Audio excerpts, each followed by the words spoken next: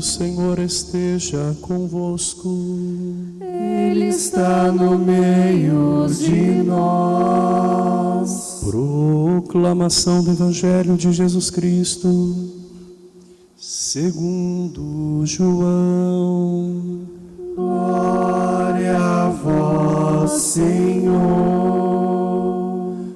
Naquele tempo, Jesus disse aos judeus que nele tinham acreditado: se permanecerdes na minha palavra, sereis verdadeiramente meus discípulos, e conhecereis a verdade, e a verdade vos libertará.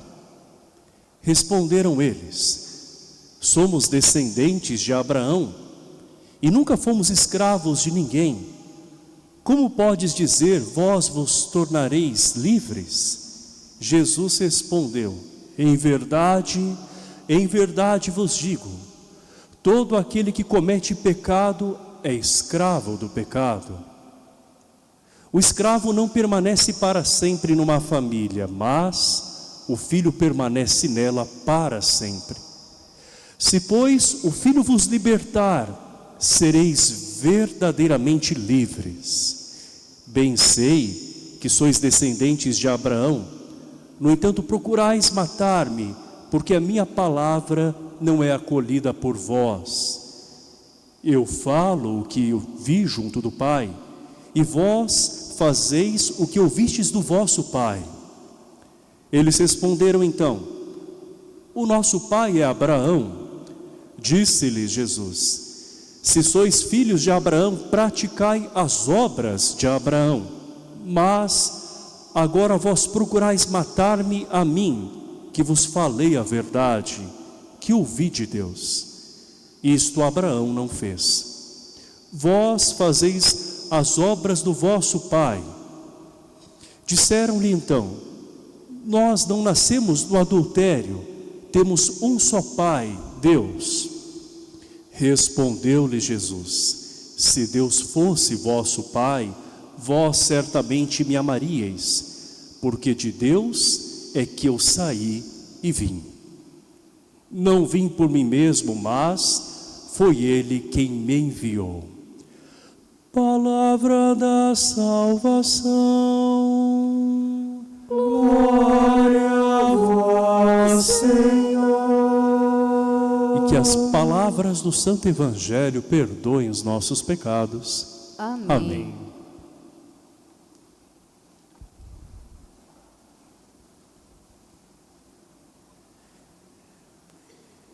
Irmãos e irmãs, Jesus disse que se conhecemos a verdade, ela nos libertará.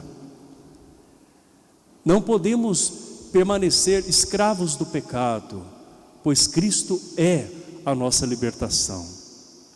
O povo de Deus em Israel foi escravo no Egito.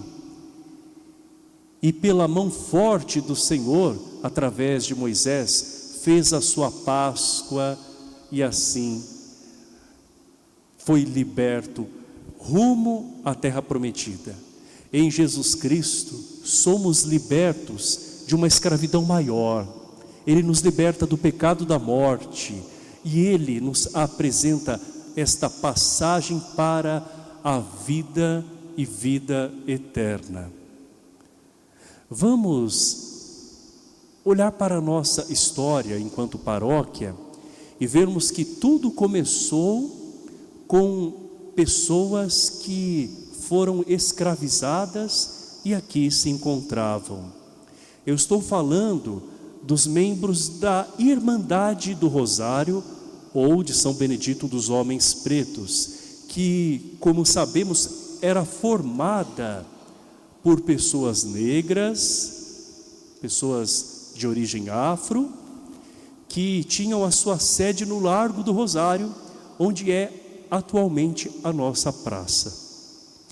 Mas esse local também, além de ser destinado às reuniões desta irmandade, era também um local de festejos e de atenção a pessoas desvalidas. Então nós vemos o carisma de Santo Antônio na sua caridade aplicado nesse conjunto de pessoas que buscavam viver a fé, que incorporaram o catolicismo e assim viviam dentro daquele contexto da época.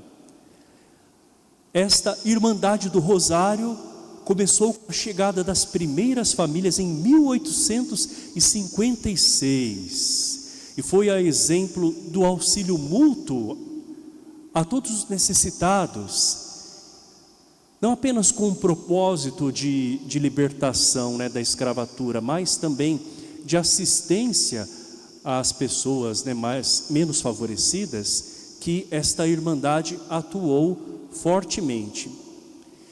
E estes fiéis, no início, que se reuniam num terreno, viram a necessidade de encontrar abrigo num templo, que lhes serviria de espaço para prestar culto a Deus, de reunir-se e alimentar-se na fé, também alimentando-se da palavra e da Eucaristia. E assim nasce então esta inicialmente capelinha dedicada a São Benedito.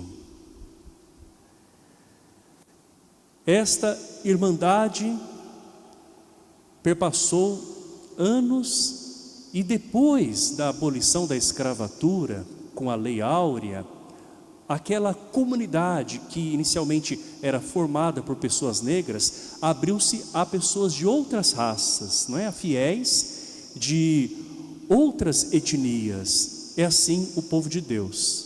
O povo de Deus que, liberto, também deve se tornar cada vez mais acolhedor.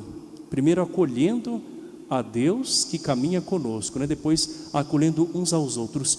E a comunidade é esse espaço de acolhida, primeiro da vontade de Deus e depois da acolhida dos irmãos e irmãs. Toda a paróquia é como uma grande casa que acolhe as pessoas. Quantas coisas foram vividas aqui? Eu sei, e de pessoas que começaram o seu namoro numa comunidade de jovens desta paróquia e hoje estão casados, têm os seus filhos que também fizeram um percurso aqui, e outros vieram, se somaram a nós, pessoas vindas também de outras cidades, pessoas que já não se encontram mais aqui, mas carregam com saudades e vivamente esta memória da participação aqui em nossa paróquia, e outros ainda que, mesmo não pertencendo ao território, nem mesmo do estado de São Paulo, nos acompanham através da transmissão ao vivo e de alguma maneira se sentem ligados à paróquia de São Benedito. Mas esta capela foi se tornar paróquia com uma página muito importante na nossa história, que foi justamente a atuação dos dominicanos, que aos 10 de setembro de 1936, corrijo-me, chegaram com 4 frades dominicanos cheios de ardor missionário, 4 sacerdotes. E temos um relato de um deles, Frei Miguel, que deixou escritas essas palavras: lá chegando, fomos visitar a nossa, abre aspas, catedral, se referindo à capela de São Benedito. E assim tomamos posse do nosso palácio e fomos dormir. Quando ele fala o palácio, é a casa onde eles viveram, não é? Que, segundo relatos, registros, seria na frente da Avenida Doutor Camarinha, ali em frente à Gráfica Viana, perto aqui deste templo. Então certamente não era um palácio, e a capelinha menos ainda se parecia com uma catedral, mas veja como esses homens percebiam o tesouro espiritual daquele início, não é? E temos um testemunho mais valioso ainda, um testemunho vivo de alguém vivo e que se encontra no nosso município, que é o Frei Cardoso, não é? Perto do seu centenário praticamente. Ele diz assim: em 1962 existia apenas a paróquia de São Sebastião, as capelas urbanas de São Benedito e de São José. Na zona rural eram 32 capelas. Eu fiquei encarregado de exercer o ministério na capela de São Benedito e também ajudar as capelas rurais. Na capela de São Benedito eu dava assistência religiosa e pastoral às catequistas, aos congregados marianos, às filhas de Maria, entre outros. E aos domingos celebrava a Santa Missa às 9 horas. E nós temos também no momento atual essa missa das 9 horas, que nos faz recordar aquele povo que já naquele tempo se reunia aqui, num prédio menor do que esse, mas com uma fé tão grande quanto aqueles que ainda se encontram assim. Mas foi no ano de 1963 que uma comissão dirigiu-se à então Diocese de Botucatu, solicitando ao arcebispo Dom Henrique Heitor Golan de Trindade o desmembramento da paróquia de São Sebastião em relação a esta capela de São Benedito, este território deste lado. E assim, no dia 20 de março de 1966, foi oficialmente criada a paróquia de São Benedito, tendo como primeiro pároco o padre diocesano Ivo Doreto Camparini. Então, entre religiosos e diocesanos, diversos padres que deram a sua colaboração, que edificaram não apenas este templo, não é, mas uma comunidade. Eu estou vendo algumas pessoas sorrindo. Se lembram do padre? Não é? Temos a dona Antônia, outras pessoas mais. Isso, a dona Antônia manifestou aqui uma alegria, parece que de um filme que passou agora na mente dela. Pelo menos nós vemos estampado no rosto da senhora, né? Parece que a memória está muito viva, né? E nós somos esta igreja viva que é rosto do Senhor, sabendo que esta comunidade é formada por várias peças, que são as pessoas de outras épocas, algumas falecidas, outras ainda vivas, que formam na sua totalidade conosco, com os mais jovens, não é? E com outros que mesmo não vindo ao templo, estão unidos a nós, formam um grande mosaico que ao final apresenta o rosto de nosso Senhor Jesus Cristo, a quem nós adoramos, servimos, seguindo como comunidade.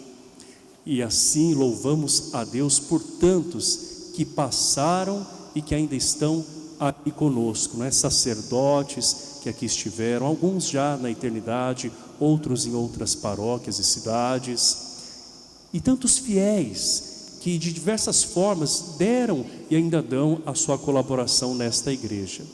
Somos um povo que constantemente busca viver esta Páscoa, esta passagem da escravidão do pecado para a vida nova. E Jesus no Evangelho de hoje nos diz que o escravo não permanece para sempre numa família, mas o filho permanece para sempre. Até aqueles homens e mulheres negros que foram escravizados permaneceram aqui, não mais como escravizados, mas como homens livres, depois da abolição da escravatura, como filhos amados. E nós também, libertos acima de tudo do pecado, permanecemos. Jesus diz assim: se permanecerdes na minha palavra, sereis verdadeiramente meus discípulos. E como permanecer no Senhor? É justamente celebrando a Eucaristia e vivendo-a, na escuta desta palavra, e ao traduzi-la também em atos, estamos em Deus. Se permanecemos como igreja, permanecemos com Jesus. Se vivemos de fato como cristãos unidos, ou que buscam a unidade a cada dia, estamos permanecendo no amor de Deus. Sendo assim, sigamos juntos, seguindo aquele que é o próprio caminho, a verdade e a vida, não como escravos, mas como filhos livres que celebram a cada domingo a Páscoa do Senhor. Vamos ficar em pé e juntos apresentar as nossas orações.